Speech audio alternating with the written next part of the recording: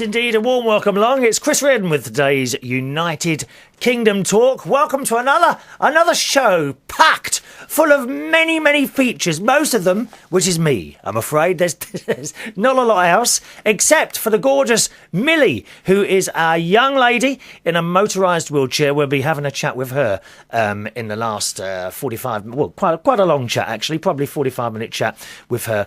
All right, coming up in about 15 minutes' time or so. Therefore, we will do the emails first today, my darlings. There is an email address if you'd like to join in at any time. It's chris@unitedkingdomtalk.co.uk. chris@unitedkingdomtalk.co.uk. First of all, you're probably wondering what Matthew had to say at the end of his email that he sent in. Matthew in Canada, who wants to start a podcast himself, and he's going to call it Canada Talk. I love it. I love the talk. We've now got 3 talks. We've got United Kingdom Talk. We've got American Talk USA.com.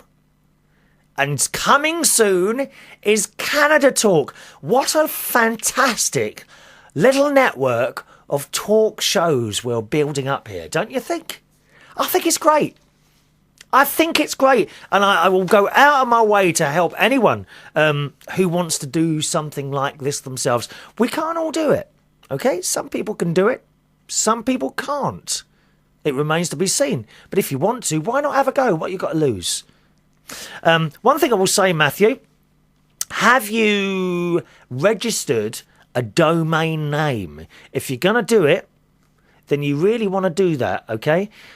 Something like canadatalk.com or canadatalk.net, something like that. You will need something. Yeah, I highly recommend you get something like that. That will cost you money, but they're not an awful lot of money, domain names, all right? So a little bit of advice there for you there. I mean, mine, unitedkingdomtalk.co.uk or .com. I've got both of those now. You've got Joe's, americantalkusa.com. So do you see what I mean? You need a Canada Talk something. All right. Now, he was talking about podcasts and nightclub DJing and all that, and he finished his email finally because his signature at the end of his emails is Mister. It's Mr. Canadian Bacon. And I was wondering what that means. He says, Mr. Canadian Bacon, and that originates from being the #1 food in Canada. Well, I mean, I'm very partial to a bit of bacon myself, yes. Bacon, in fact, I might have that later. I've got bacon and eggs in the fridge. Ooh, so I'll have bacon, eggs.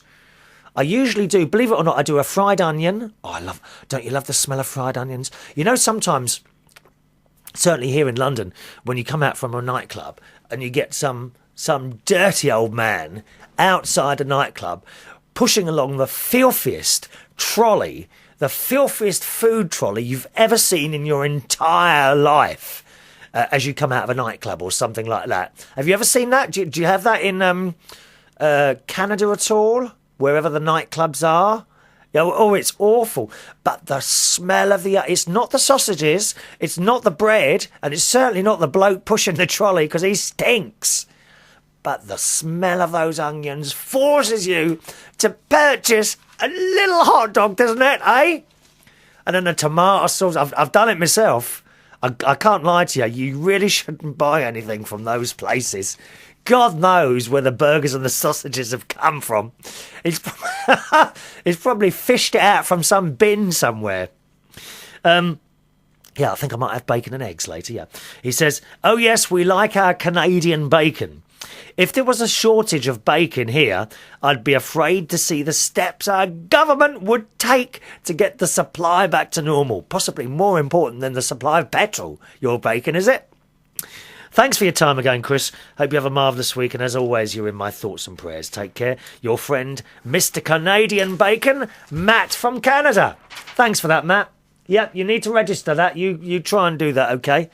CanadaTalk.com, or if that's, sometimes these things are gone already, so you might have to change it round a bit, like TalkCanada.com or dot. I don't know what your do you have a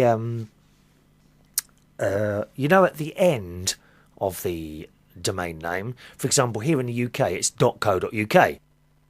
Although we can have, of course, .com or .biz or something like that. Do you? I don't know what the Canadian one is. I know for Australia it's AU. So if I was doing this show from Australia, it would be australiantalk.au, something like that. So I don't know what the Canadian one is. Thank you, Matthew. Always good to hear from you, sir. Okay, keep in touch. Hello to Lisa. It's sweet for you, isn't it? I like your name. Sweet for you, she calls herself.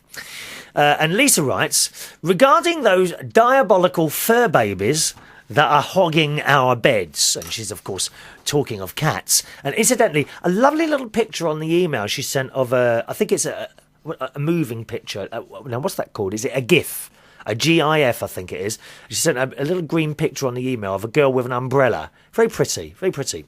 Anyway, she mentions about the cats that get on our beds. She says, it is so true how funny those fur babies can be about hogging the bed from us mere humans. Mamie Kitty, that's her cat, is so stubborn. She insists on always laying on my side of the bed. What a cheek, dear.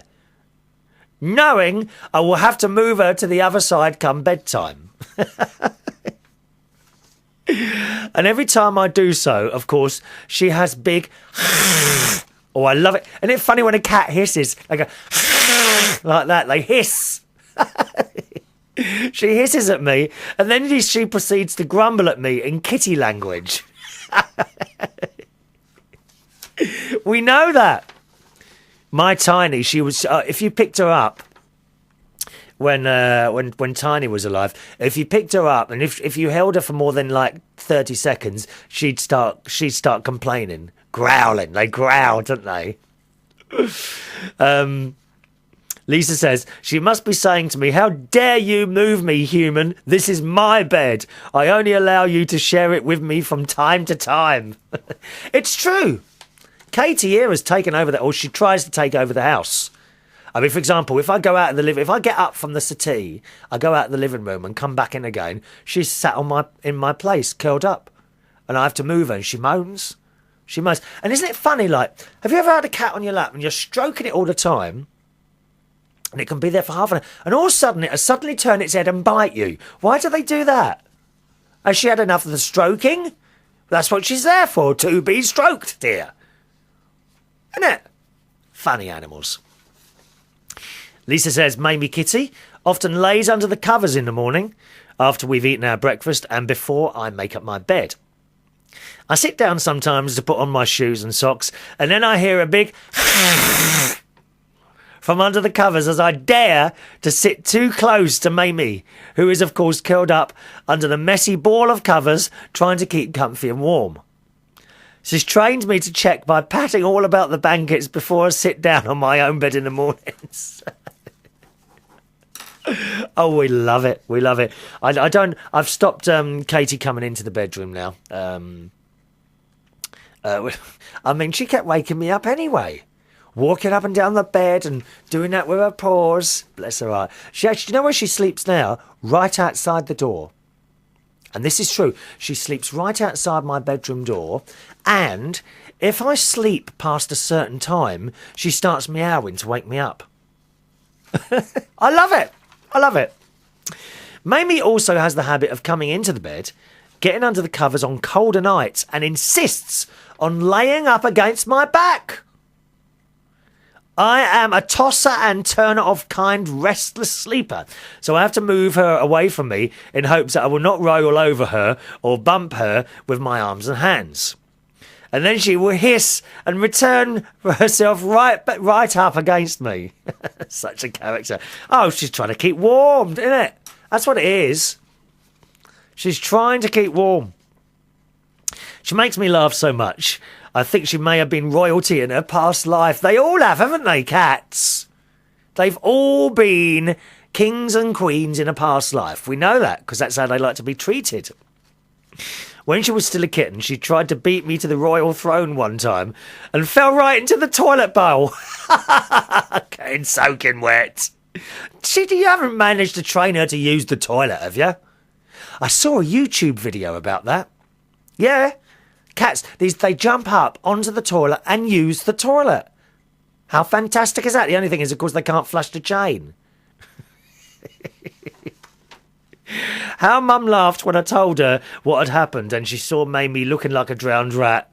And I couldn't stop laughing either. Oh, she won't forgive you for that, love. You can't be laughing at your cat's ailments. There was a lesson learned. Well, only one room for one queen on the throne. Mamie Kitty has never made that mistake again, thank heavens. She's a very smart cat most of the time. Thank you, Lisa. Lovely email there. Very amusing.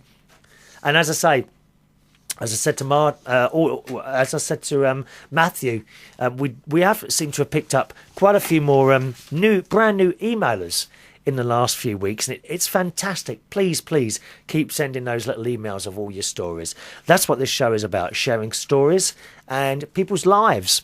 And we'll be sharing someone's life very shortly.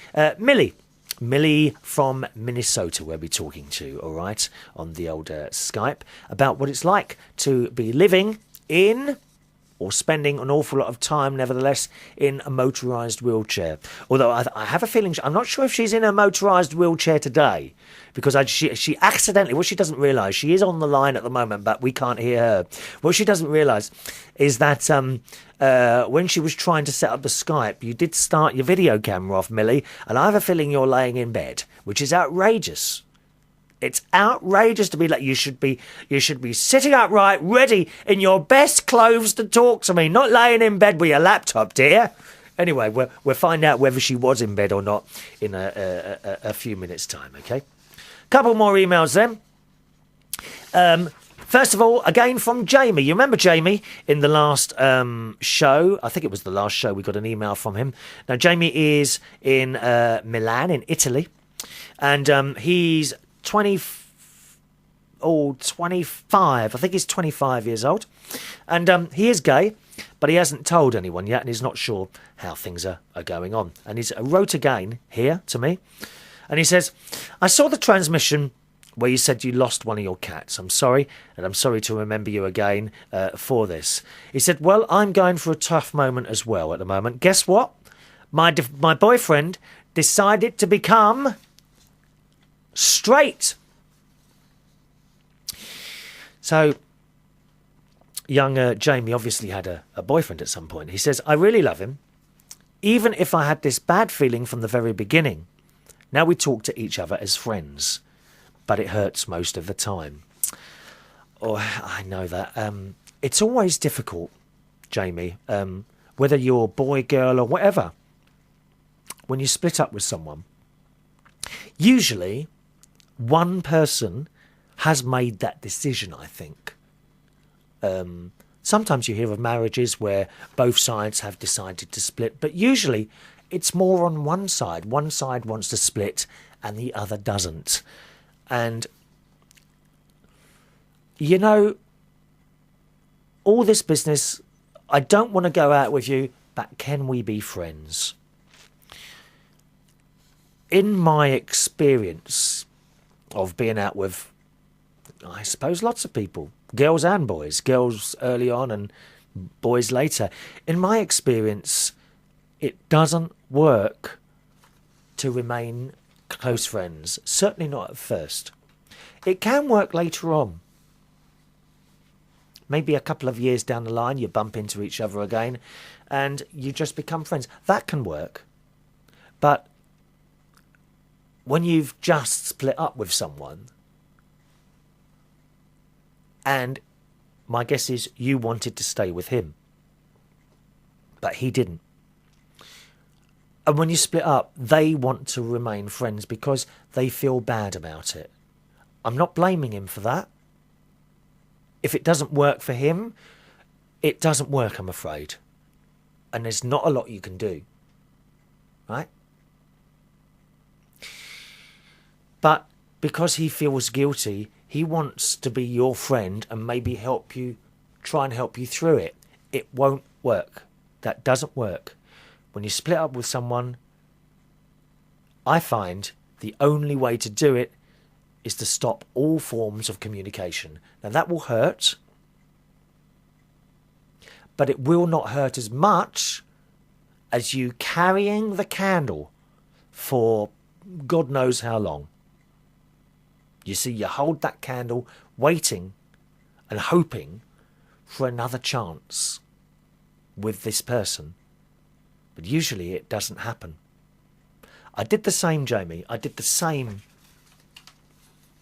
with someone I went out with them for about a year and a half. And then it finished. He finished. And after that, I carried a candle for about 15 years. It's true. And of course, always in the back of your mind, there's that thought, or maybe I'll get another chance next week. Or when they're going out with someone, okay? And you're thinking, maybe they're split up and then it'll come back to me. Doesn't happen. Rarely does it happen. You're better off to make a clean break. And I actually did that. I made a clean break about 3 years ago. Now, funnily enough, you should bring this up. Recently, we have now been in contact with each other. In fact, I'm actually popping round to see him next week. And I haven't seen him for 3 years. I haven't spoken to him for 3 years. But it's fine now. Okay? I've now gone past that. We can be friends. No problem. And that's it. It's not in the back of my mind because I know I will never have a chance again. But it doesn't bother me because I have eventually managed to move on. You, unfortunately, are at the other end of the scale where you have just split up. So it's hurting. I know it hurts, Jamie. You may have talked to older people yourself. I don't know if any of your family knows the situation. Maybe they know that you've actually split up with someone, but they don't know it's a boy. It doesn't matter. It could be a boy, girl. If you want to talk to your mum about it, you could say that you were seeing a girl and she's dumped you and you're feeling pretty bad. Now, like a white lie. It's not a big lie.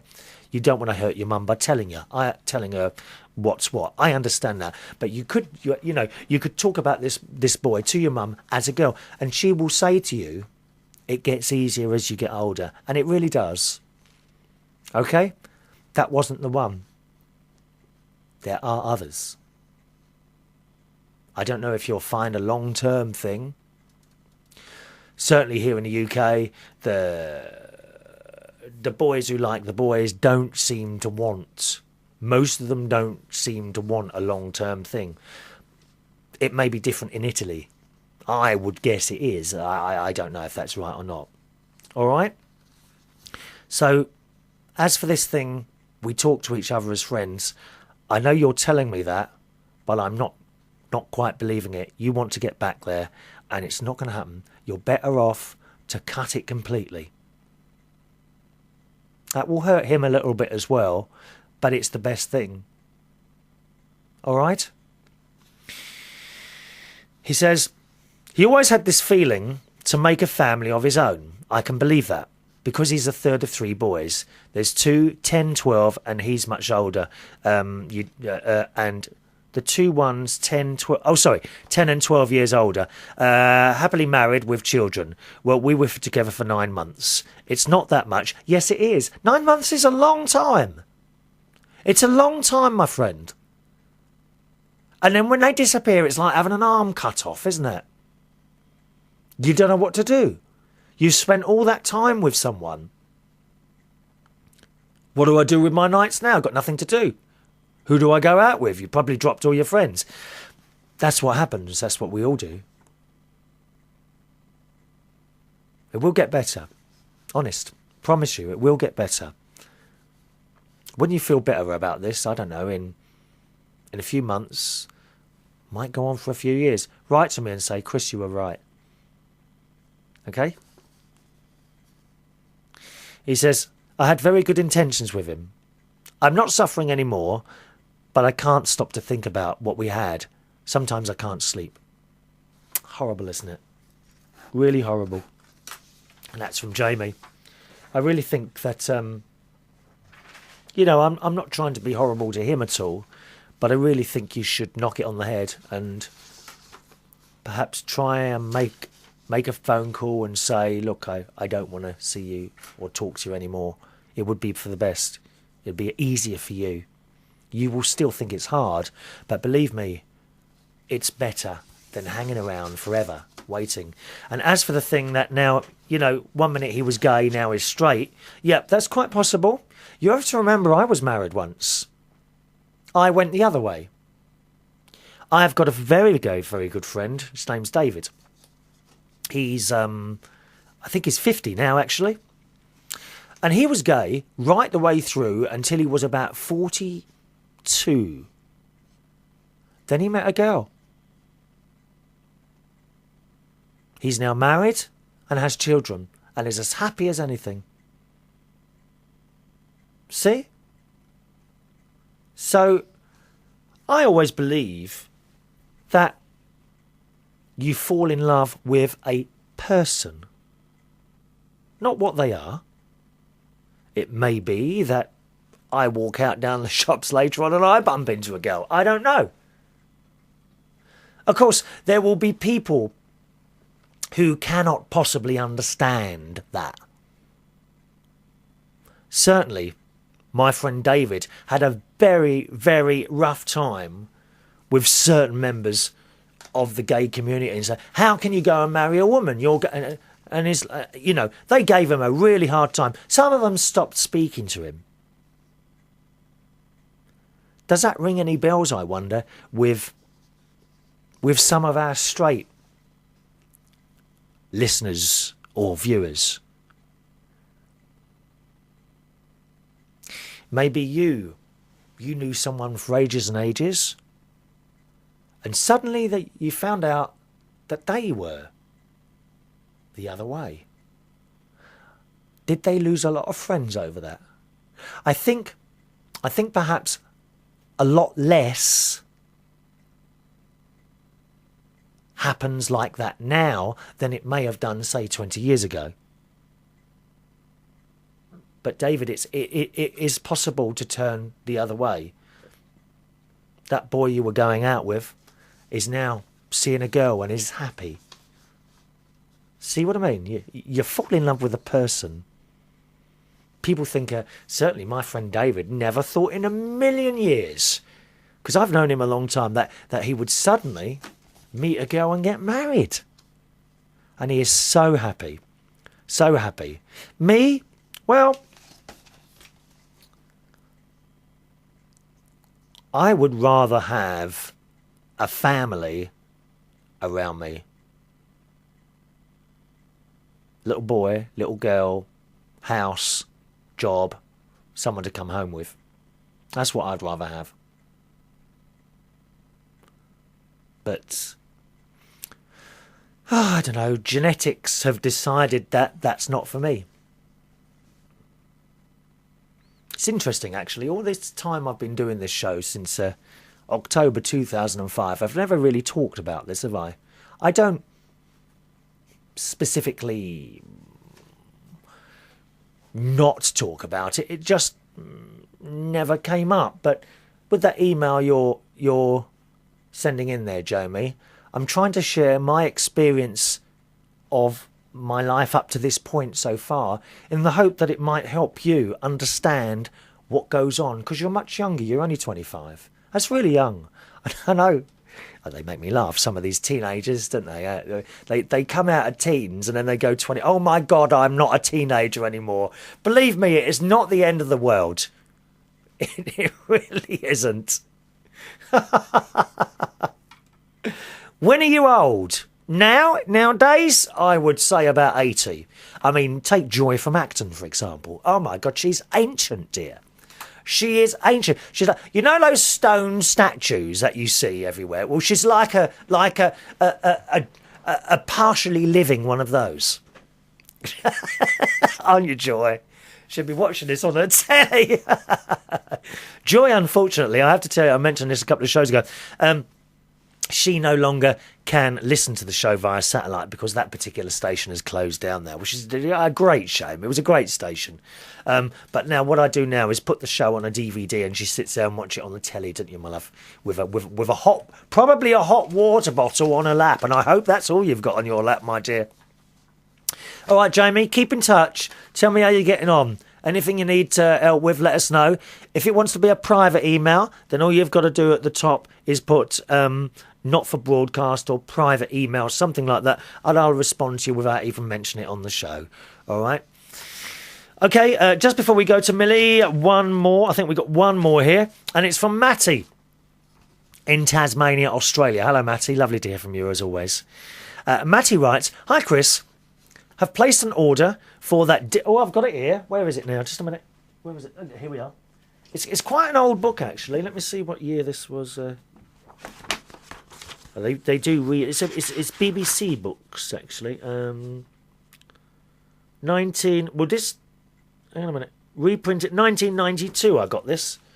Delia Smith's Complete Cookery Course. Well, it's fairly basic cooking. And I suggested to Matthew that he might like to try and get a copy. And he says, I've placed an order for Delia Smith's Complete Cookery Course book that was said on Saturday the 17th of January show at blackwells.co.uk. Are they a booksellers, are they? Okay, blackwells.co.uk. Looking forward to doing some basic cooking and things myself starting next week. I think I've seen that movie you were talking about called The War of the Worlds with Tom Cruise and Alien. Oh, that War of the Worlds was awful. We actually had Tom Cruise on a TV show here in the UK a couple of weeks ago. I can't remember if I mentioned that, but he was looking ever so thin. He looks too thin. I don't know what he's been doing to himself, but I wonder if he's got that awful... eating, it's not a disease, is it? A disorder. What's it called now? Anorexia. He looks painfully thin, but he looked happy. Well, I mean, he would do. He's got a lovely wife and all that, hasn't he? Matthew says, but I can't really remember what it's all about. What War of the Worlds? Oh, well, it's when all these alien spaceships come down to Earth and they try and take over. But at the end, a little bacteria or something very tiny gets into them and it kills them all. I remember that movie on screening at the local cinema was on Work Experience at the cinema in the year 2000. Oh, did you do Work Experience at a cinema? That's handy, isn't it, eh? Yeah, see all those films for nothing.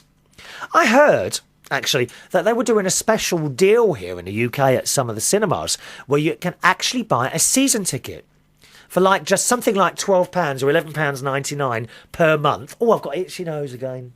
I had that on the last show, didn't I? You can go and see. So you pay this £12 a month, right?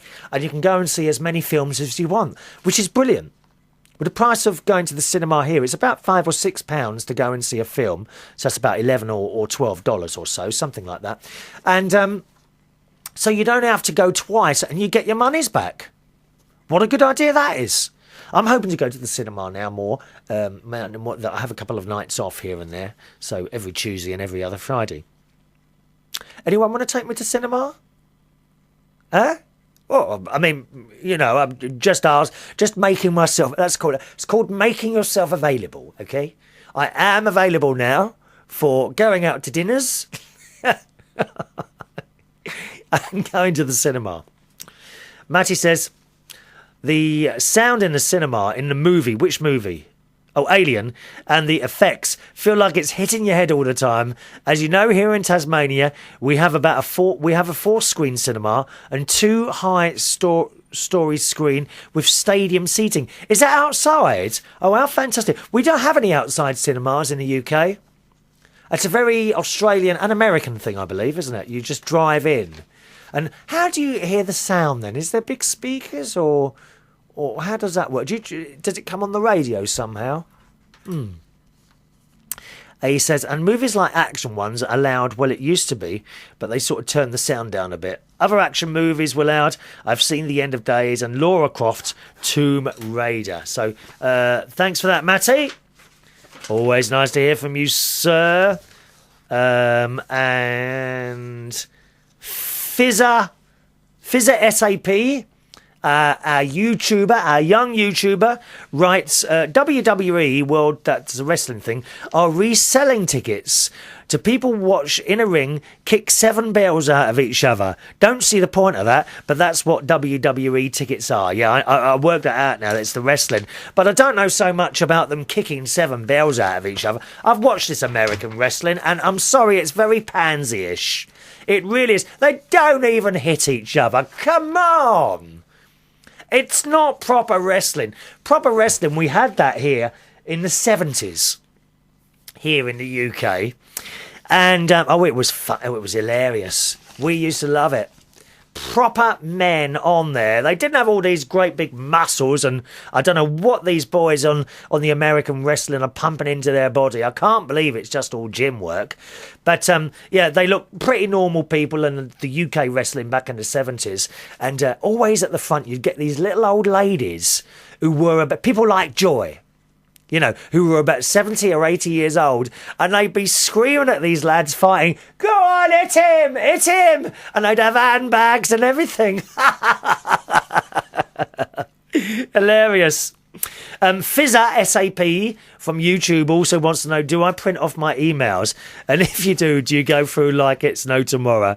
No. I do print the emails off. For the show only. I don't print all my emails off simply because it's much, much easier to have a little pile of papers in front of you rather than having to look on the screen and delete things. And besides, when you're using that same computer to record, when you start doing things on that, you can get glitches. Do you know what a glitch is? It's like when it glitch like that, while you're talking like that, a bit like that's a glitch. It's not a hiccup, it's a glitch.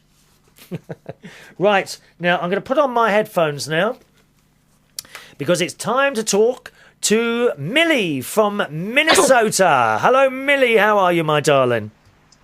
Hello, my love. Lovely to hear you. At last we talk together. Are you wearing my favourite red outfit? No, you're not. That's what I was going to say to you. Are you in bed? Sweetheart, you got to remember something. I'm 6 hours behind you. Well, I looked when you accidentally hit the video button. I thought she's in... Oh, dear. She's in bed. I thought, what a cheek, dear. What a cheek. It's only 7 in the morning. Leave me alone. 7 in the morning. I got up early just for you. Oh, of course, it's 7 in the morning now. I completely forgot about that, Millie. Anyway, how are you, my darling? What's the weather like in Minnesota today? It's cold. Yeah. And I've got a cold. Oh, dear. And I'm sick of it. You've had that cold a while, haven't you, my love? About a week. Yeah. A week? Oh. Vitamin... Yeah, at least I can breathe through my nose now. Yeah. And now I just got to get rid of this cruddy cough. Oh, my word. Anyway, so you're in bed there. Tell me, when you get out of bed... Right. Millie lives most of her life in a motorised wheelchair, didn't you? Yes. Okay. In fact, I was born with cerebral palsy. Right. So it's been from birth. So you haven't... Have you ever walked? No. You have never walked in your life? And you can't? No. Okay. No. We'll try and be quite frank with each other, I think. It's okay. Go on. May I ask this question? I hope you're not offended by anything. If you are offended by anything I ask you today, because we have had some questions come in, and some I've written myself, questions that perhaps someone wouldn't ask someone in a wheelchair. You understand what I mean, all right? First, I told you anything and everything, and I meant it. All right, let's just ask you. Have you got legs? Of course I've got legs, yes. They are like the normal size? Yep, normal, yep. Okay. Everything's normal. Just can't move them. They don't move at all. So how does that feel, having legs that you can't... How do you move them kind of onto the wheelchair? Well, okay, let me see if I can describe this. I have what is called a hydraulic lift kind of a thing. What's that, over your bed? You know, that can be moved wherever I am, whether it's in bed or whatever.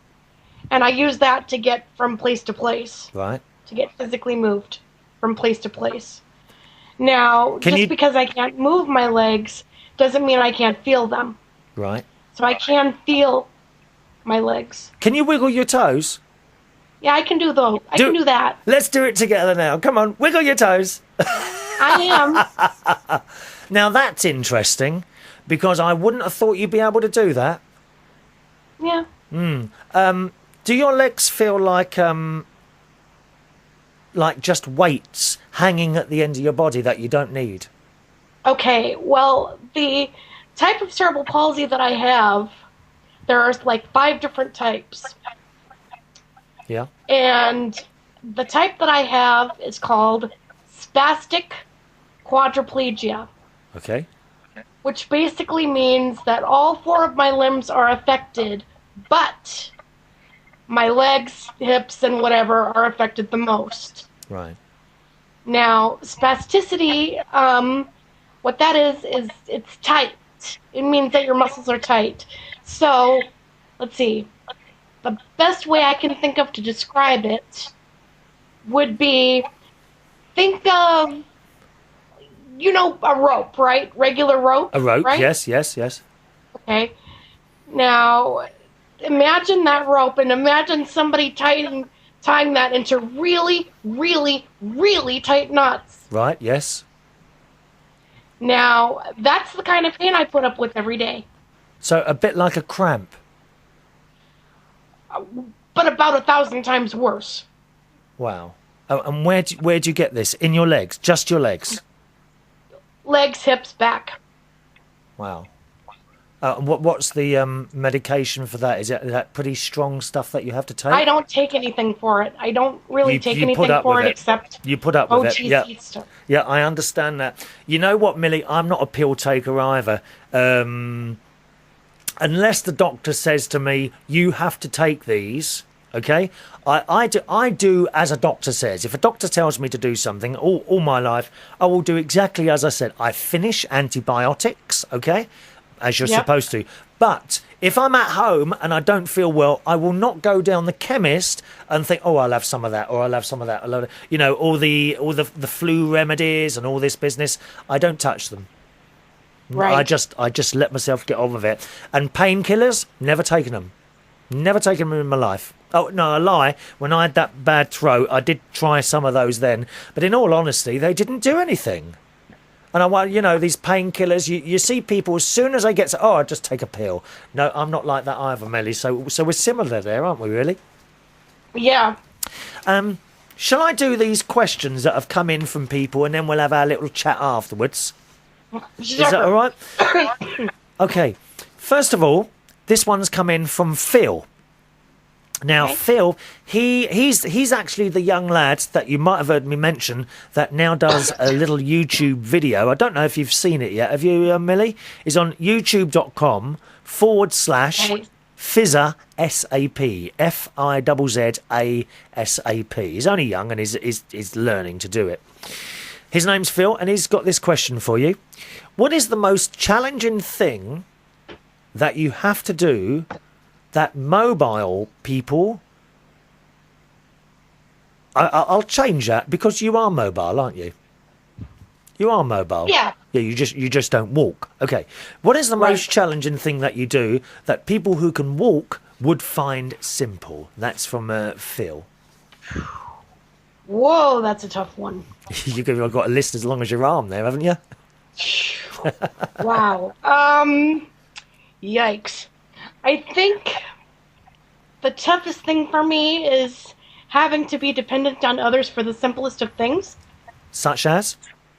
Like helping me to get ready for the day in the morning, like getting dressed, I'm used to it in a way, but, there are days when you just start thinking, oh my God, I don't want these people up in my face. I don't, That's one thing that I do give up, is a lot of my solitude.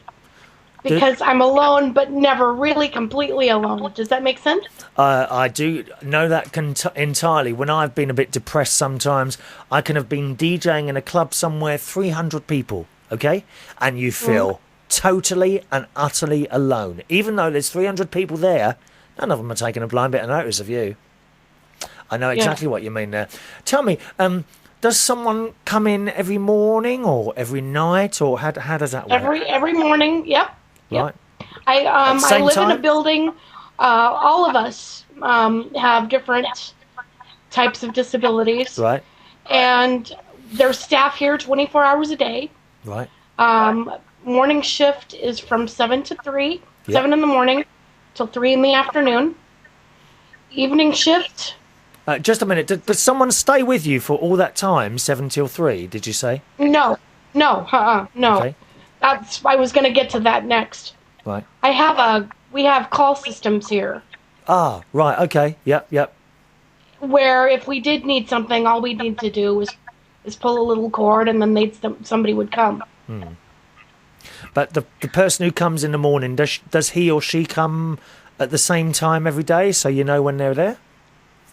Pretty much, yeah. Unless we tell them, that we need to change it for some reason. Right. And they've got their own key, have they, presumably? Yeah. So they would. There's no privacy, is there? Well, I mean, it's not that they're in my face constantly. That's not the deal. They come for like morning, important morning cares. But once you're up during the day, they don't bug you until you call them. Okay. They don't want to constantly be in your face. How long does it take you to get out of bed then? Presumably you have to be attached to this thing. What did you call it? Oh, is it a hoist? What's that? Yeah. Called? You call it a hoist, do you? Yeah. Because it's hydraulic. Okay. Hydraulic thing. And I hate heights, just like you. Oh. Ooh, I hate it. I don't like heights, my dear. I once tipped over in that hoist, and I'll tell you what, scary stuff. Yeah. Ooh. But anyway, it depends on what all I'm having done. If I'm just getting up and in my chair, and up and dressed and in my chair, I'd say about 15 minutes max. Okay. That's quite a long time. Yeah, it's a long time, isn't it? If it's a day where I'm doing the shower, getting up, getting dressed, it's about 45 minutes to an hour. Right. Because you've got to take into account transfers and stuff. Oh, that's a long time. And there's me, just getting out of bed. I'm all over and done within 10 minutes. That's a long time. Millie, do you need help to... I'll just say it. How do you get to the toilet? I know that sounds stupid, but that is something that no one would ask. No, it's okay. Well, okay. It's okay. No, it's okay. We're interested. No, it's okay. I understand. It's no problem. There again, what they've got to do is they've got to hoist me back out of my chair, onto the bed, right? Right. Get me, get the lower part of me so that it's undressed, right? Yes. And then what they usually do is they'll hoist me back up, get everything out of the way, hoist me back up in the air, put a little something under, Yeah, okay. And then I'll do what I need to do, and then once I'm finished, they reverse the process. Right. And again, it's a big pain in the... would you say that... I mean, I can't imagine having to rely on someone to do that for me. I mean, the total and utter embarrassment, and, I remember once when I had a burst appendix... I remember you talking to me about that. Yep, I had a friend with me who, shall we say, he knew me quite well, okay? He knew me quite well. Yeah. And I remember laying there... I got it. I remember laying there in the hospital, and I wanted to go to wee. And I'd asked the nurse, and she was the nurse from hell. We've all had them, haven't we? She was the nurse from hell. And I said, could you get me a bottle, please? I really need to go to the toilet. No, there's nothing wrong with you. Get up out of bed and go yourself. And I couldn't move. Anyway, so I said to my mate, it's actually the one I'm going to see next week. You might have heard me talking about him at the beginning of the show. And I said to him, listen, I need you to do me a really big favour. He said, yeah, go on, what? I said, can you get me a bottle and move it for me so that I can go to the toilet? And he went and did it. And the difference is there. I could, you know, if I went to bed now and I could not ask someone to do that. Fortunately, I was rather out of it at the time, but I was still totally and utterly embarrassed to have had to ask someone to do that. Are you now past that stage, or does it? I've never been in that stage, actually. Oh, right, okay. Because and the only reason is because this has been a part of my life for as long as I've been on the surface. It would be different if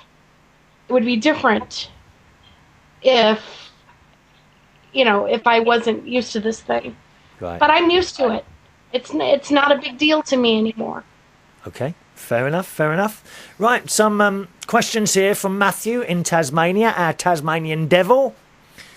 All right, now he's got 5 questions here. Number 1, I think you've already answered this actually. Do you feel any pain in your body? And you said yes, didn't you? Yep. All right. Constantly. Number 2, did you, apart from the very painful, like you say, the knotting and that you have, is there anything else that you feel? I can feel. You mean? I don't know if it means in general. I can feel most things anybody can feel. The only difference is I don't know what it's like to be pain-free. Okay, I understand. Number 2, did you stay in your wheelchair all your life? Well, yeah. Well, yes. we know that already. Yes, you have. Millie, you know, like we all have favourite cars. Have you had? Because presumably you've been through a few wheelchairs, have you? Oh yeah. Do you have a favourite one? No, actually, I don't. They're all a pain, are they? Well, no, it's not that. It's just that a wheelchair is a wheelchair is a wheelchair is a wheelchair. Yeah. Was it? Can you buy? I mean, do you ever get tempted to perhaps try and have a wheelchair which is a little bit individual, shall we say? You know, one that's like bright yellow or has got flowers. When I pick my new chairs, I usually pick colors that I like. Okay. Like right now, the one I have is a purple one. All right. Can you decorate it at all? If I wanted to, I could. You know what? You know what I can see? Oh, you know what I can see, Millie? I can see you. Do you go down to the shopping mall in that? Oh my gosh, yes. I can see. What I can see is each side of your wheelchair, perhaps, Millie, having a little window box on there with some plants in it. That'd be quite good, huh? There is something that I want to get across. Yeah, go on. To all the listeners, particularly those who might be young parents and have children. Yes. Of their own. First of all, children are curious. If you're with your child and they happen to see somebody in a wheelchair and they start to ask them questions, don't stop them. Because if you stop them, that will instill fear in the child, and that will stay with them. Allow them to ask the question at least.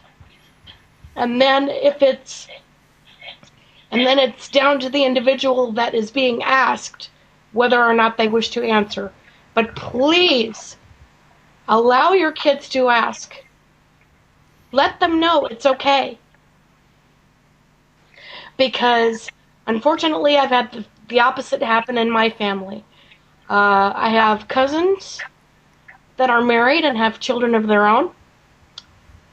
And they won't go near me unless they're prompted. Or, and this is really sad, I've had it where I've gone to give somebody a hug, and they've gone the other way. They've gone running the other way. Why? Because they're so scared. What? I don't know what they're scared of. Are they frightened they're going to catch it? I don't know. That must be very hurtful.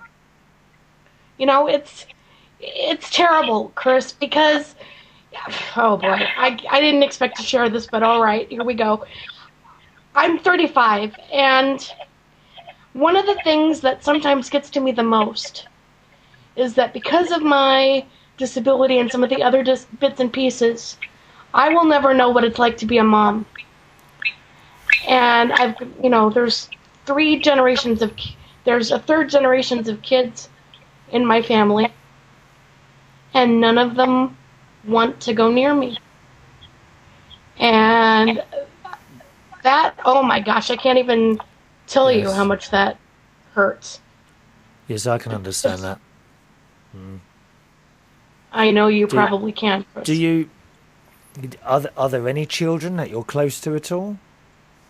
Actually, yeah. Some of them, well, most of the people that I'm close to that have kids are in the UK, actually, believe it or not. Right. My laptop is my window on the world. Yeah. And I have a friend that lives near your sister, actually. Oh, really? Yeah. In Lincolnshire. In Where? Spalding, yeah. In Spalding, yes, that's very near my sister up north, yeah. And I got a friend named Stuart, and he's got a partner by the name of Tracy. Okay. And they've got, Tracy's got a 9-year-old daughter, and she's got her name is Shannon. And then this July, do you know it's funny. Tracy gave birth to a little girl, right? Lana Beth. And when Stuart and Tracy told me that they were going to have this baby, they said, as far as we're concerned, you're going to be this baby's auntie. And they're presumably you'll be visiting them when you come over here. Absolutely. And as a matter of fact, when shortly before she arrived, I sent a little music box over with a little ballerina on it. Oh, lovely. I like those things with the wind-up thing at the bottom there. Are beautiful things. They really are nice. Millie, I got the impression you didn't like my suggestion of having a window box on the side of your wheelchair. I don't think that would work so well. I think it would be nice if you just kept them watered. They'd be blooming all the time, and you'd have the but can you imagine? Hit a bump and the whole blooming window box splat. He's got some other questions here. We've answered 2 of them already. What is it life like being in a wheelchair? Well, we've talked about that. How do people act or look when they pass you? It's funny you should bring that up. Yeah, it's funny. Funny. Don't even get me started. Do people? I know what they do actually, without even having to ask you. I bet you catch them looking, and as soon as they see you looking back, they look away. Right? Exactly. Yeah. And I'll have a little story to tell you. Yep. Once, one of my friends and I were at a restaurant, right? And we were waiting for our table, and our table became ready.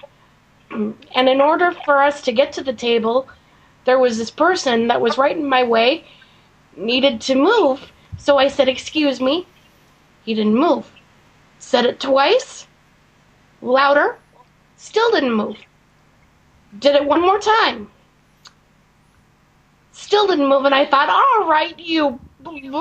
So I put this thing in full throttle, and I ran right over his foot. I love it. I told you you've been going too fast in those shopping centres, didn't I? What did he say? He gave me a dirty look. And I said, well, if you'd have moved out of the way when I told you. Oh, that's fantastic. Love it. One more question from Matty.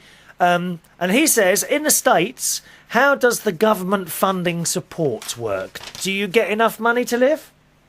I do, yes. Right. Do you do any work at all? Do you or can you do any work, or do you do any? No, I'm not able to work as such.